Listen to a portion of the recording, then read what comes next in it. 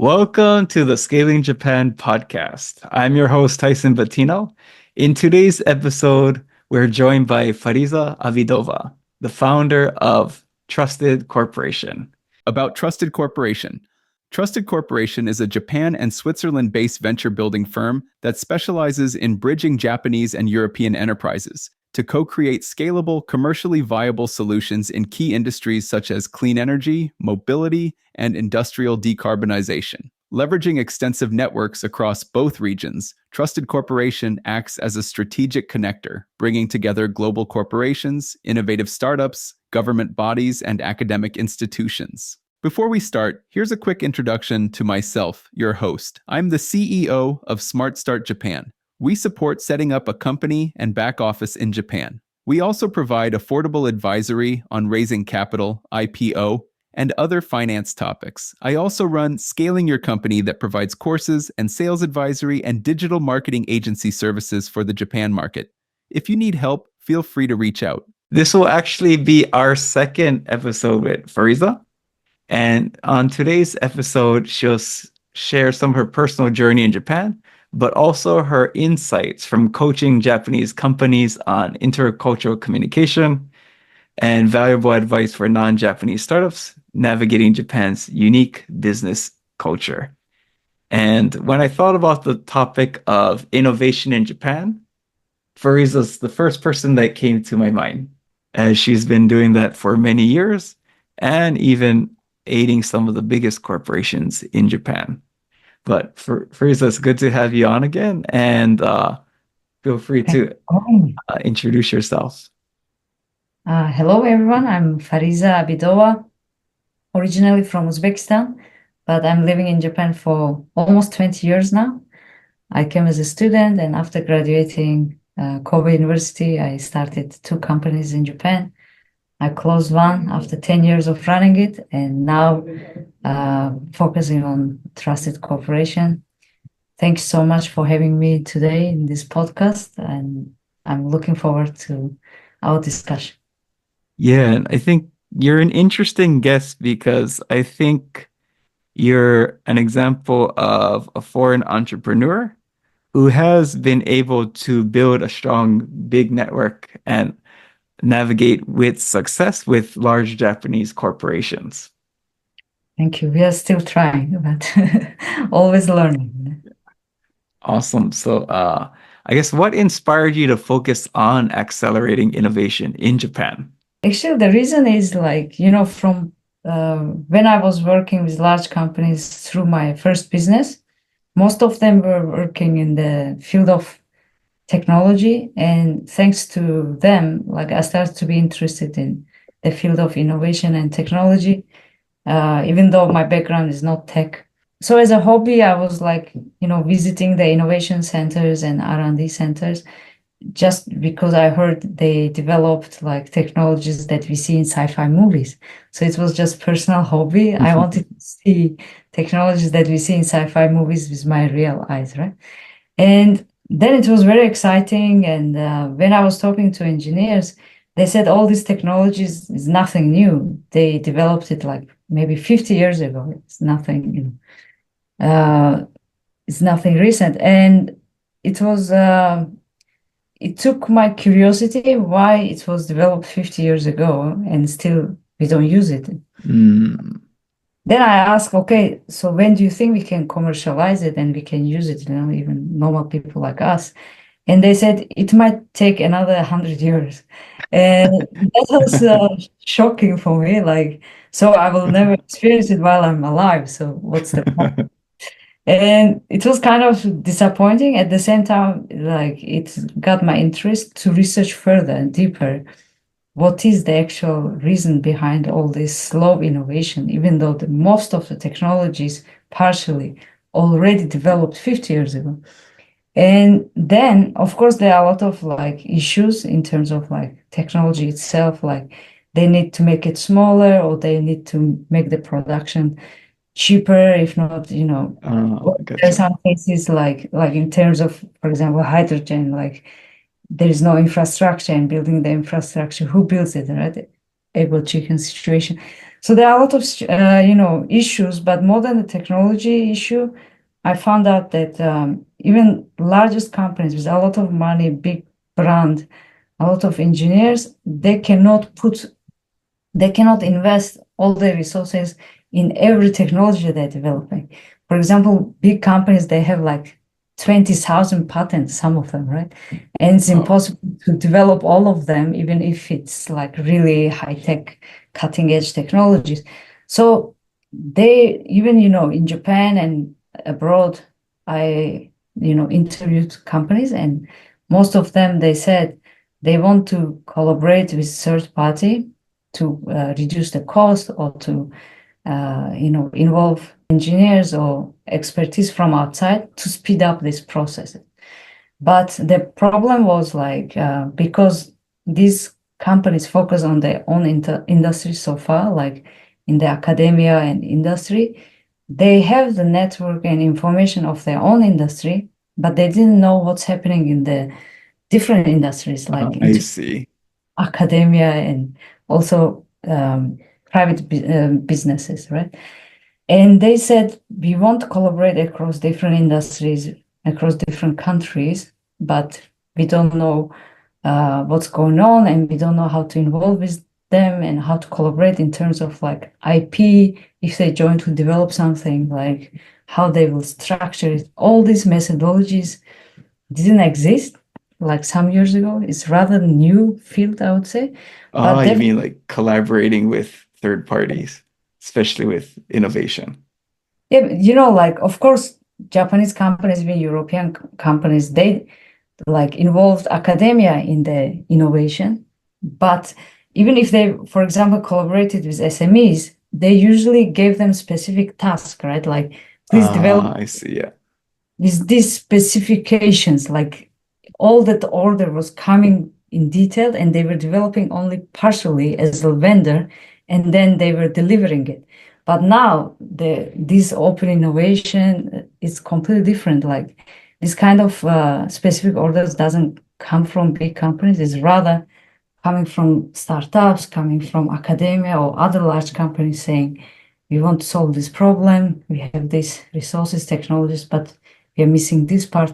Can we jointly develop it? So it's a completely new way of innovating, something like product or services. Yeah, I think even like sharing IP, Yes, I think that seems like a big leap. right. Actually, yes, I think before we move on to the next question, I actually want to ask you, what does the term open innovation actually mean? Mm. So, from my experience, like every country defines it slightly differently. In Japan, Interesting. for example, open innovation is just in general innovating with third party, but most of the time it's seen like if startups and large companies are collaborating, it's considered open innovation. But in the majority of cases, it ends up after the POC, there are challenges like the implementation phases, projects getting stuck. But in Europe, for example, open innovation is considered like large companies sharing their challenges. This is what we want to solve. This is what we can offer. They're offering like know-how of the engineers, like to share with startup processes, like so that even startups can collaborate with large companies, what it takes to, collaborate with large companies. So they're not only sharing like technology, money, or the equipment to Yes. startup to use, but they're more hands-on supporting startups uh, with the know-how. They have engineering know-how or business processes, complex know-how that startups are needing it. Gotcha. Would you say that with the maybe like on the west with the let's say outside of Japan, they have an area that they have kind of a clear vision on it and they're Yeah. looking for people to meet their vision, but maybe Japan would be more like, please bring your ideas to us and then is it more Japan maybe more discovery You're right. versus Yes. So basically, what we are saying in Europe, they are doing innovation with third party in a very systematic and strategic approach. they defined like methodologies to catch up with the trends, market trends, technology trends, to define the topic for innovation. So it's based on data. They're making decision on what topic they should be focusing on. And based on that, they're also making the investment strategies, innovation strategies, and also like collaboration strategies.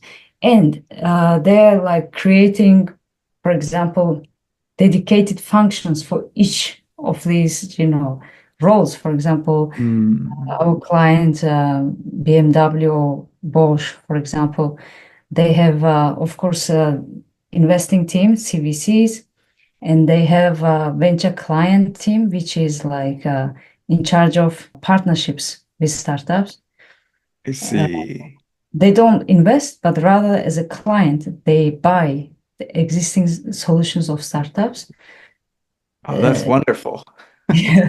So they buy it and they made the process of this partnership really fast. They check the potential of the technology and partnership potential in like less than 1 month. They do POC, small POC, to understand the synergy, and if it's potentially good partnership, they hands-on support to of course scale it further, or they just implement it and pay licensing fee or the service fee. I like because one of the startup accelerators I joined, there's one company who did work with Porsche, Okay. and that partnership was very beneficial for them. Yeah, we don't work with Porsche yet. It's Bosch, right? Like the Oh, sorry. no, it does.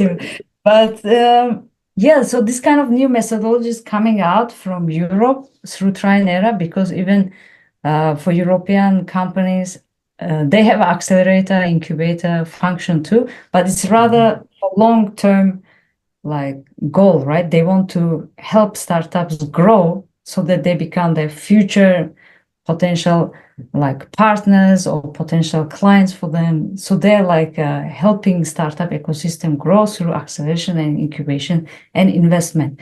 But for short-term projects where they need concrete solution they want to implement, instead of developing all by themselves, they want to utilize existing Yes. solutions. And then they use the methodology venture clienting that could be applied to Japan too, because manufacturing companies Mm. and big organization, traditional family, businesses, they have similar organizational issues. We believe these European successful processes, trial and errors, could work in the Japanese market. Yeah, no, it makes sense. And it seems, maybe you can confirm this, but it sounds like to me from the corporate side, by rather than having investing a lot of money in research or like a few bets, they could place a lot more bets on different companies with this Definitely. open innovation model. Is Right. that correct, you think? Yes, with whatever they can help, like through know-how, mentoring, or money, or like helping them use their like maybe equipments or part of their technologies. So they're contributing to the ecosystem because they believe they will need them like in the short term and long term innovation. Awesome. And before we dive more into innovation, I want Mhm. to just ask, like, what has been, I guess, your past experience working with Japanese corporations for innovation and also outside of innovation? Mhm. So in Japan, many companies now like looking into sustainability and carbon neutrality as a topic. Some of them seeing it as a kind of risk they need to be addressing right now, because if they want to sell to the European market, they need to comply with the sustainability regulations that's coming out, and they need to address them to keep selling the existing solutions. And there is another group seeing it as a business opportunity. So they might maybe in the past they developed some technologies, but the market was not ready, and there were not like demand for more sustainable solutions at that time. But now, because in Europe, there are a lot of incentives and subsidies, companies are testing these sustainable solutions if it can be, good for environment and also for their business in the long run, right? So Japanese companies seeing it as a business opportunity to now invest in those technologies and create business out of it. And they usually come to us with like, we have this technology, where we can sell it and how we can market it, who we should be partnering with, and Uh, demands from the target clients. And if they don't have total solution, let's say for one specific industry, then we help them find partners, can be startups, can be like large companies. And then we create total solution around the existing sustainable solution. And then we help them test it with real client and real partner. And we help them until the execution. Like we do the job together with our client. It's not only consulting. We go to Gotcha. Europe and together we like go to sales meetings or involve partners, whatever needs to be done, we take action together with our client. So I think before you're doing more consulting, right? And I think you've made a pivot. Yes, yes, yes. So we originally started our business as a platform business to connect like decision makers in the open innovation, large company startups. But we failed in that, like it didn't work. So we had to pivot to address, our clients' needs. And they needed more consulting support, like helping them define their innovation strategies and help them narrow down the topic where they should be involving third parties and what methodologies works. And so it was a lot of research. But right now, I'm not seeing more and more companies are taking action and they need our help with the execution. Not only necessarily with our team because we cannot cover so many topics in a small team, but rather utilizing our network in Europe, we can build specific team for specific project so that we can test and validate the business models and concepts to see if it will be sustainable and profitable business or not. That's our KPI. Then when it comes to the scaling phase, we give back to our client where they involve other players. Gotcha. And I think you've also narrowed down on the areas that of specialization too. Yes. So basically, we are now working with majority of companies in the automotive industry. So one big topic we are working on is mobility, and the second one is closely related. So it's clean energy, because most automotive companies have solution technologies to enter into energy field, and we are helping them test, businesses if those companies can enter into the clean energy field. Then we have few projects related to aging society between Japan and Europe because social, challenges are similar.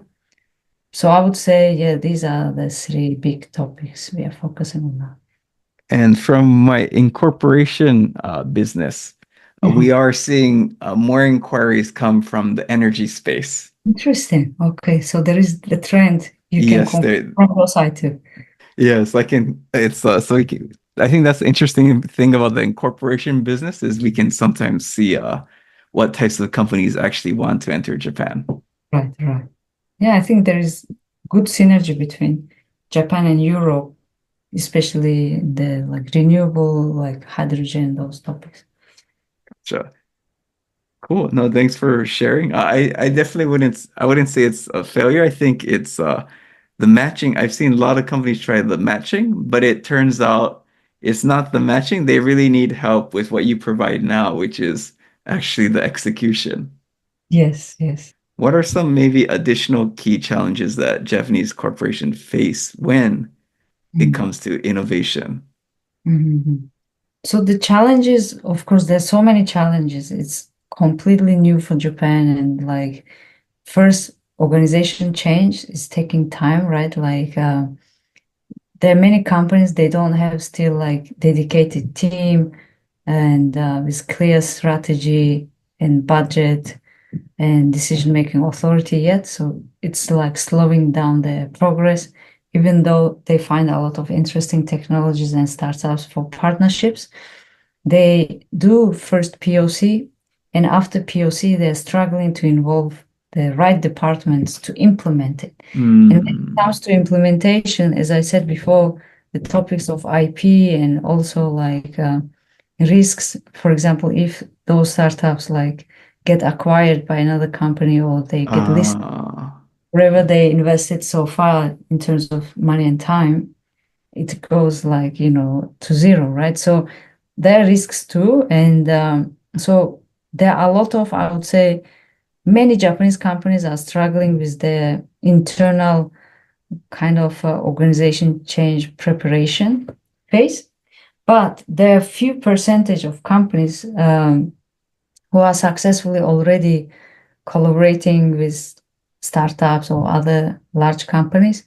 But when it comes to those projects, they don't have enough human resources that they can allocate to those projects because it takes a very complex like set of skills for them to execute these projects, right? Like they need to be first bilingual. I mean, they need to speak English like in a high level and understand like startup ecosystem, like trends, technologies, and of course project management, because you now need to involve so many different companies in terms of like sometimes we need to involve large organizations, sometimes we need to involve government, academia, startups. So the collaboration structure is becoming so complex, and you need to have really high skill of like communication to involve all these players to keep working with you, and you have to motivate them and you have to show them the innovation vision, big picture in the long run, and keep doing the work, right? Like, so of course Japanese companies have this kind of talent, but seems majority of them are busy with their existing businesses. Good.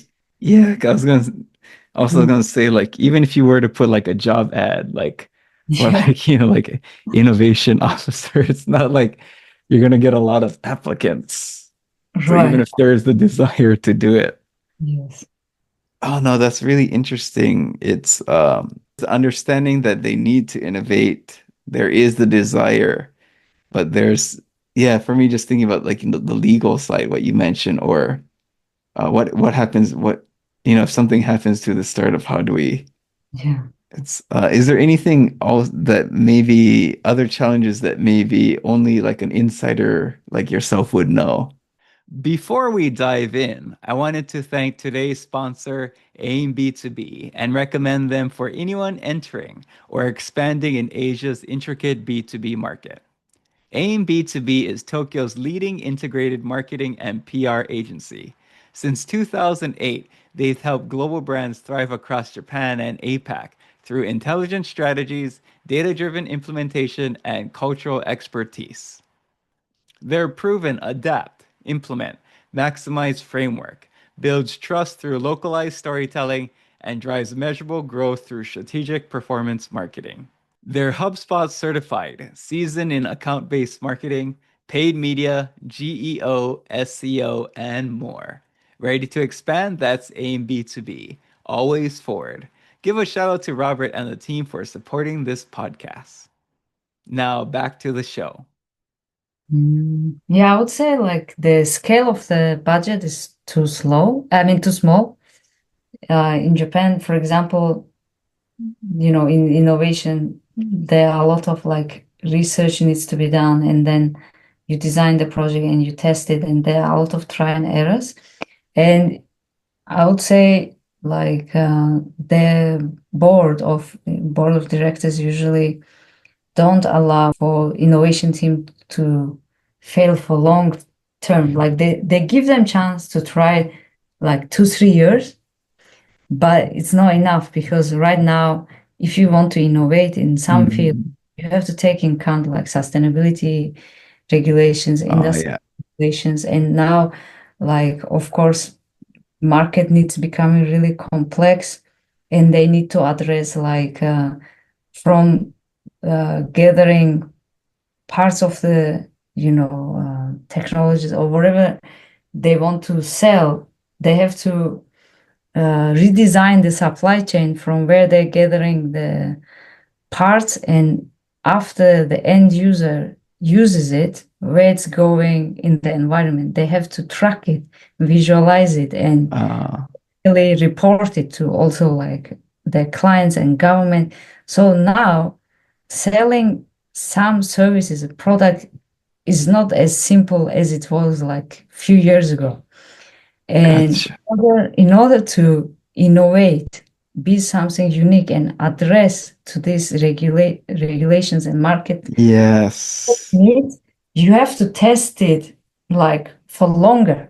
And usually until you understand if it can be successful and scalable business or not, minimum you need like 6 7 years of commitment. Usually we see successful cases like takes like 10 years, right, of like failures, trying errors, and committed team. But in Japan they have shorter span. Like they board of directors usually ask them to create results after 2 or 3 years, and Yeah. then if they cannot, then they shut down the Oh project, no. or they don't give them enough budget. First, like in Japan, innovation teams, most of them, they don't have budget. When they need the budget, they need to prepare all the documents and I then see. bottom up do all these decision making processes. So it takes time and it makes the job difficult. And plus, they don't have like a long term kind of commitment. And also in Japan, Mhm. Yeah. like they change the positions every 2 or 3 years, right? But for this kind of projects, it's really Gotcha. network heavy, kind of like you need to build personal network. And if that original team disappears, all the people that you gathered also fade away. So ideally, Japanese companies need to build a team that can commit at least for 10 years for this specific project. And then they should allocate some proper budget and, yeah, basically give them flexibility of trying approaches and trying errors of different processes for at least 10 years. That makes perfect sense. I can like the 2 to 3 years. They Mhm. could be working for something on 2 years, regulation changes, and they have to recomplete, they have to Yes. remodel it. Got, yeah, and it also it makes sense the 2 3 year the changes. So I think Mm. your our advice seems, yeah, that makes sense that 10 years, and also maybe just kind of like a commitment to this field we want to really, let's say, down or be successful in this certain field, and Mhm. just make that 10-year commitment to that one field. Right. Of course, it's difficult to choose one topic now. You have to be ready to answer the market needs in case, like, market shifts to that direction. That's why it's kind of risky to focus on one topic only, I would say, for companies. And they should find, the topic that's like urgent and that makes them kind of like competitive in the market. So it takes a lot of research, but my advice to Japanese companies would be don't ask like consulting companies to give them big market research trends. That's kind of useless. Uh, Mm, Go to, those innovation ecosystems, go to academia, meet people. Those kind of really practical information you cannot find on the internet. You just need to be there in that community. Once they start to trust you, they can share with you like practical information that will help you basically build your innovation strategies. So I would encourage Japanese companies to take action more and like actually go and meet people face to face. yeah, no, that makes perfect sense. Like, how can you do market research on a market that doesn't exist yet? Yes, yes, exactly. I think the other thing is, whereas when I do advisory for clients, people often ask like, do I really have to invest this much time in marketing? Is like, Yes, if it was easy, everyone else would be doing it. Exactly. If yes, like for example, big consulting firm can help them with research to help them find the market and the target, then everyone could, innovate in theory because they have the technologies and similar resources. If they are not doing it, maybe there is the reason why, it's not working. Yeah, there's also that possibility. Mm. If it doesn't exist, there might actually be a good reason for that. So you worked with Japanese corporations, but what are some effective strategies you found for fostering innovation within the corporation themselves? Unfortunately, we don't see successful case study yet. Both, in Japan and Europe, we are seeing successful processes coming out, as I said before, like methodologies, how to involve third party efficiently, or there are interesting types of projects coming out. For example, government and large corporations are creating funds to support, for example, startups and also other ecosystem members on a specific topic. For example, they might say, okay, let's make hydrogen application like in the cities, not only in the mobility, but Mm, they use hydrogen like in our daily life, right?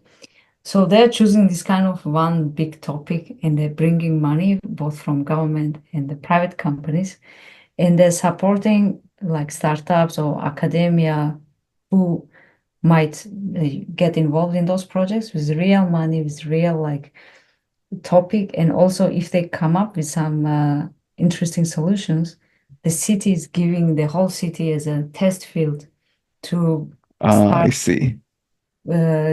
commercialize the ideas and technologies they're creating. So this kind of interesting methodologies are coming out in Europe, which we are trying to bring them to Japan, or vice versa. We are bringing projects from Japan to execute it in Europe because Europe has more mature kind of startup ecosystem that we can already involve them in the projects right away. Gotcha. So you've been seeing some advancements in the processes of involving third parties. But based on Japan, what are some maybe cities or I guess prefectures or maybe cities that you find are actually, let's say, taking initiative to launch projects in innovation? So I see in Japan, like many prefectures, creating funds to support startups that are like coming out from those prefectures. So they're hands-on supporting them with their like brushing up their business models or helping them expand globally.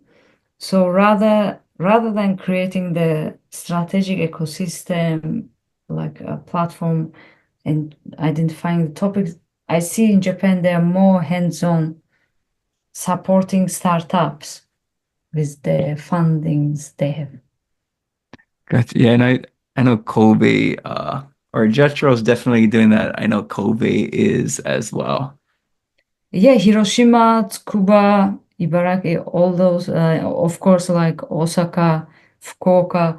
There are many prefectures like, organizing events, startup events, and also they're subsidizing like expenses of startups to exhibit their technologies in foreign, global startup events like VivaTech or, for example, Slash and all those events. So they're helping them to cover the exhibition costs. I think all of them are taking different approaches, but unfortunately, I don't see more like strategic or systematic approach that we see, for example, in Switzerland. For us, Mm, they're very, I'll say, practically creating good environment both for startups and academia spin-off startups to help them commercialize their technologies. Yeah. yes. So I would say in Japan there are a lot of like resources, strong academia, and big budgets, but they're not using it in a strategic way, like rather too much hands-on on a specific companies only, specific startups only? Yeah, kind of companies I've advised through the accelerators and some of my own private practice. It sometimes seems the corporations put too much of a financial burden on the startups Mm, to actually like implement it to do, or like even help once they make them do more work, like to help them implement it as well. mm, And so that's kind of what I've seen. Or like even like POCs is like this doesn't seem like a partnership. right. Yeah, because there is no clear processes in place or paperwork. Like every department, let's say business unit, doing based on their own like experiences or based on their own processes, because there is no one clear like system or processes like formats decided within the Gotcha. company yet. Or I guess to implement those open innovation.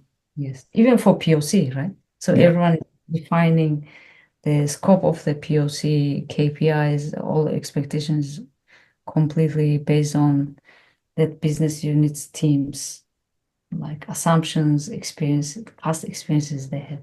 I guess any other thoughts on maybe strategies for improving processes or accelerating innovation in corporations? Mm. So my advice would be like, don't start from zero if you want to test, let's say, new methodology, because even in Europe or US and other countries, even large companies, always trying to find like best processes, like practical methodologies, and they've been doing try and error for the last like maybe 10 years. And a lot of interesting successful processes coming out that can be implemented even in Japan. And even if the industry is completely different, still the successful processes coming out can be used already. And in many cases, those companies are happy to share their experiences, like how they did it, where they failed, where it became successful. So my advice would be research this, successful methodologies and try to implement it. And then, like, if you have questions, reach out to people and basically ask them their experiences, but always offer something in return. If not, like, uh, this kind of relationship don't last if they always like ask for help, but they don't give, right? Mhm. And yeah, so then in the end, there is no success formula that works for everyone. In the end, you have to build your own processes or strategies that works for your unique company situation. And it takes time. You cannot build this kind of successful process overnight. It takes years of like try and error and always improving it. But if, companies provide this kind of flexible environment for people to try new methodologies or build new processes for their companies, then you know, even in Japan, like this kind of open innovation will go to the more practical phase of actually building interesting solutions or products and then reaching real open innovation, right? So in your case, you've transitioned from doing more of the matching to actually helping them, let's say, creating the processes Yes. through this trial and error. But how does that kind of process, I guess, made for like, there's different departments. Mm, Like, could you maybe give us like maybe like a couple minute or 5 minute walk down of like sure. how do you what does that actually involve? Like hiring a pro like you to help them coordinate that process or coordinate the transition to having a process for Mhm. open innovation. So usually companies come to us with like a specific challenge. They say we want to commercialize our technologies and sell to Europe. For that, we don't need to do too much organization change, right? Like we usually ask them if we can collaborate with the European branch, because most of Japanese companies they have a team in Europe already, companies in Europe. So we say if we can involve them, if not, we ask our clients to assign us 2, 3 people from their side, like someone who understands the technology, business developer, and someone from sales, so that they bring industry insights. And also, we need to involve other departments depending on the phase, so they can do Mm. internal arrangements if necessary. And from our side, we assign 2, 3 people from our side, and then research project design we do while we are in Japan.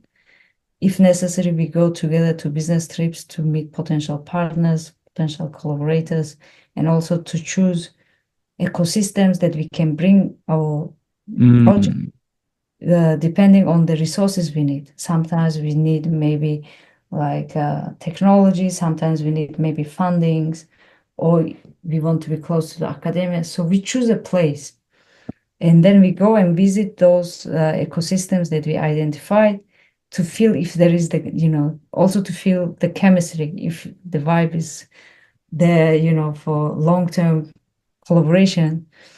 And then once we reach the execution phase, then we go in that country and then involved in the ecosystem. We start testing and building the business. And Mm. once it's ready to be tested with real client, we involve potential clients, and then we implement it within the company and to understand the scalability of the business. So this is Oh like much. wow, very, very involved. Yeah, very. Yeah. And we are joining every meeting as a sometimes translator, sometimes facilitator, project manager, very hands-on. I can see why, yeah, it's like you're saying it is a 10-year, but I mean, even just your engagement with them is probably sounds like definitely even 2 years sounds Yeah. short. Yes. But there are some cases like they want to do organization change and develop innovative human resources that can take, Mm. part in this kind of project. So for that, we start our project with like understanding what's the current company situation, and then based on that, we give them like ideas. You could implement this system, you could implement this strategy or this methodology. We give them some options, and then we customize it for them, and then we start like building the system and testing it with only one business unit. We don't touch like Mm. existing main business because they're super Yeah. busy and they cannot take risk. Like they don't need to collaborate most of the time with startups per se because it's a really established, mature business. If they can deliver to the clients on time in high quality, they're okay, right? But we choose business units that need to collaborate with third party or startups. There is clear benefit of working with third party, and together uh, with only one business unit, we start testing it. And if it becomes successful, then we involve more business units. Mm. Then slowly, you basically create the processes throughout the whole company. But Ah. the most important thing, you have to keep organizing seminars internally to change the mindset, to help them understand the benefit of doing all this, why we are doing all this, extra work kind of. Yeah, it sounds like a real bottoms up. You get Right. one, you get two. But do you Yes. find that bottoms up approach seems to be more effective for getting buy-in in Japanese corporations? Yes, because traditionally even many projects are bottom up, right? So it's easier to kind of build this innovation process on top of it rather than completely changing the whole company structure. Has there been any maybe Japanese government policy changes or government initiatives that you felt has had an impact on innovation or will have an impact on innovation? Yes, actually, when Kishida Prime Minister announced 5 years plan, they created around like $100 billion fund to support, uh, open innovation. This is one big topic, and helping academia to create spin-off startups and also uh, support Japanese startups grow, of course, in Japanese market at the same time, like globally. So that changed a lot. Like, when the government announced that, many large companies understood that the future of like innovation is with startups. So what we should do around it. And then they started to basically look into like startup events and like in general methodologies. It kind of sparked the interest of large companies. Not only that, but also like government created like funds, loans, for example, for startups to make it easier to uh, raise capital instead of only, depending on angel investors. So Yes. and also like startup visas are increasing. So the whole environment that's like government initiated, like how to say, regulations, policy making, and building good environment is really speeding up Japanese startup ecosystem to grow further. Yeah, like I think they have the government back loans. So I guess for the listeners, it's usually through like a credit union or a bank, Hmm. but and you do need a little bit of traction, but you can get a loan from the Jap in some people's cases, you can get a loan from the Japanese, or I guess from the credit union, and if you were to default or you can't pay it, the Japanese government would cover it. Yeah. Because in the past, one reason why many Japanese people didn't enter entrepreneurship is that if your company failed, like, you would have to pay Yeah. it back. Yeah. Yeah. Yeah. Like there's And up no, to $1 million, right? Or it's like proper good like loan. It's not I so. think you can get up to it.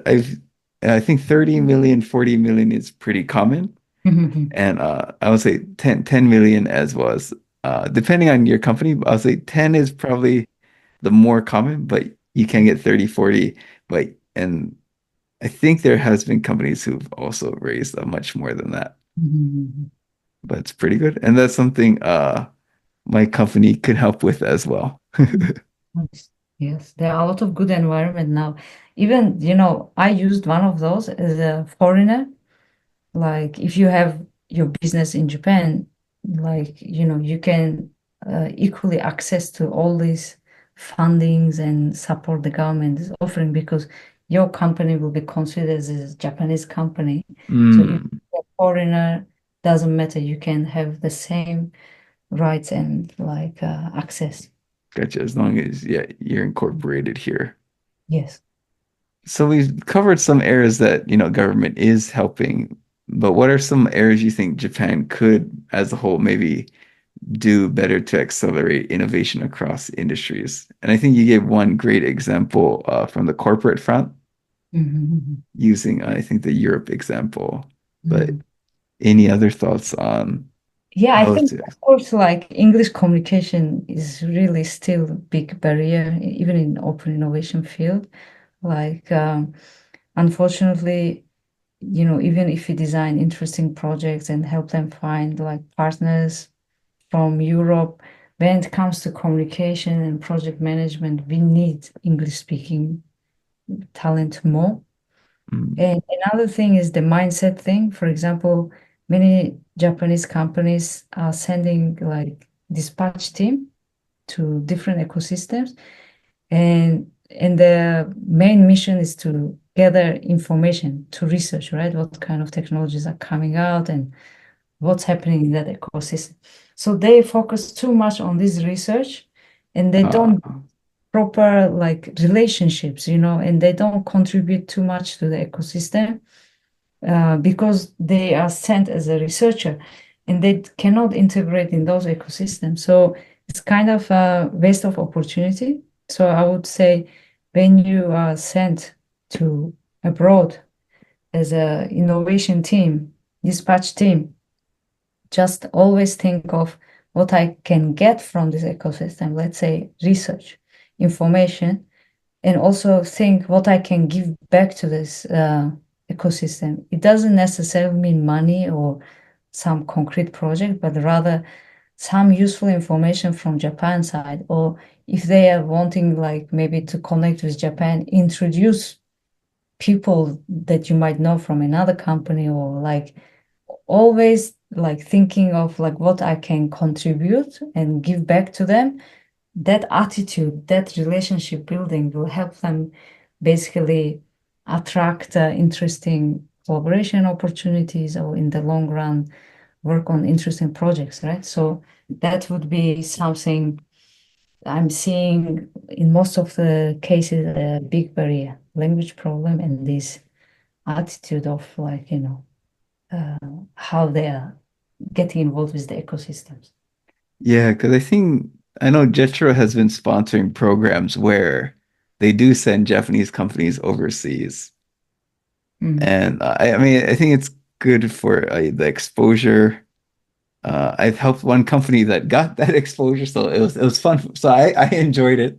Mhm. But yeah, I think the follow-up support is, I think, kind of like what you mentioned. Like if you're gonna go outside or t target a community, you really have to dive deep into that community. It's not just going to one event.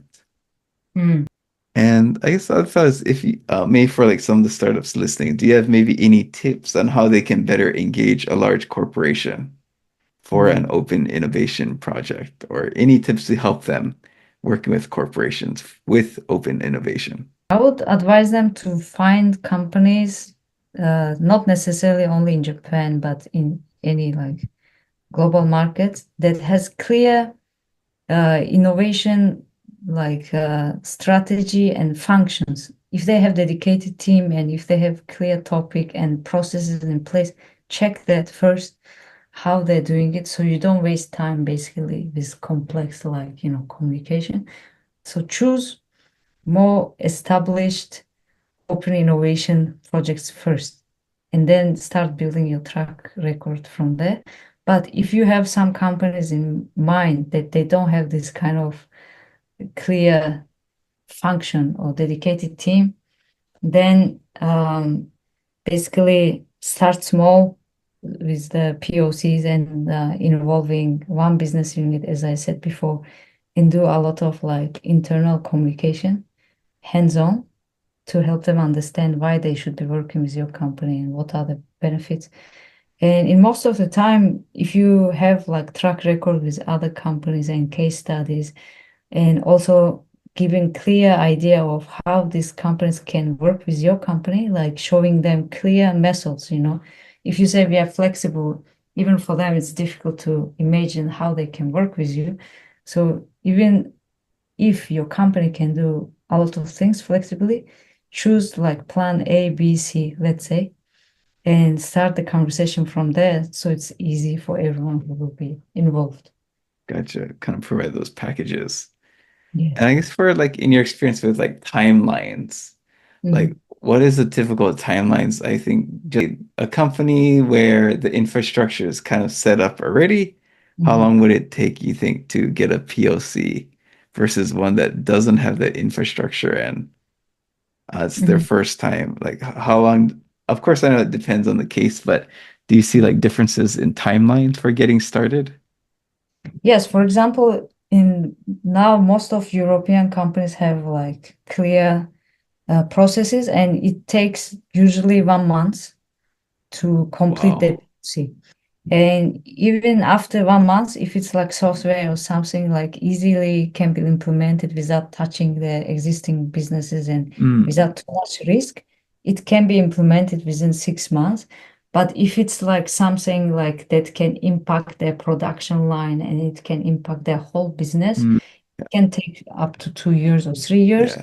But even for that, now our clients, for example, BMW has clear processes. If they found something really innovative, in order to reduce risk, they help them partner with tier one vendor to basically jointly deliver that to Gotcha. our client BMW. So there are a lot of like, processes, like even long term, I would say it takes 2 years to implement.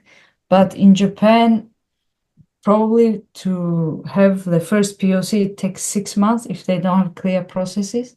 And for the implementation, it can take maybe 1 or 2 years. So it depends on the company, of course, Company, but yeah, of course. Yeah. Thanks for sharing. Yeah, because one of my thoughts is if you're going to do a POC, especially if a company asks you to do a free POC, No, you that's have, flag. yeah, That's red. that We don't see any free POC in the projects that we work, I mean, with the companies that we work with. It never exists. it's, I've had clients, I can't say which corporation names, but I keep hearing some corporation names again and again asking for free POCs. No, because our clients define these small POCs for 1 month because uh, it's clear, like what they want to test and how they will understand if it's a good match for them or not. So the budget of POC is not so big because it's only maybe 3 weeks or 1 month POC, but still they pay, it's like because startups taking time from their team to work on this specific project. So we usually pay for their time at least, right? So free POC, I would, Strongly advised, right? yeah, we would not advise to startups to accept it. Yeah, I've seen a couple companies try it, but uh usually it didn't go so well. Or like they ended up not caring. Like Mhm. the corporation didn't put as much effort, they delayed a lot, and I found issues with people doing free ones. Mhm. And also, I feel in Japan and Europe, like the kind of position of startups and large companies are opposite. For example, when we went to Switzerland with our clients, actually last month, like large companies basically like asking startups like how we can work with you, right? So they're basically approaching startups saying, please work with us. We want to work on this project. Can we collaborate? So that's the attitude. In Japan, I feel many startups going, approaching to large company, please work with us, right? So it's interesting to see the kind of position is Ah, gotcha. the Yeah. Yeah, I've seen that as well. Mm. But thank you so much for coming on today's episode, Fariza. So she's the Thank you for having CEO of Trusted Corporation. But I guess do you have any, I guess, requests for the listeners? And yeah, we'll link to your LinkedIn profile and Trusted Corporation. But I guess do you have any requests or I guess final messages for the listeners? Yes, I would be happy to connect with people who might be interested in what we are doing. And also, we are growing our team and we are hiring. So, if someone is interested in joining our company, please reach out to us. Oh, like Thank what type of roles are you typically hiring for? Basically, project managers, and of course, we need bilingual and researchers, someone who can write reports like in English or in Japanese language.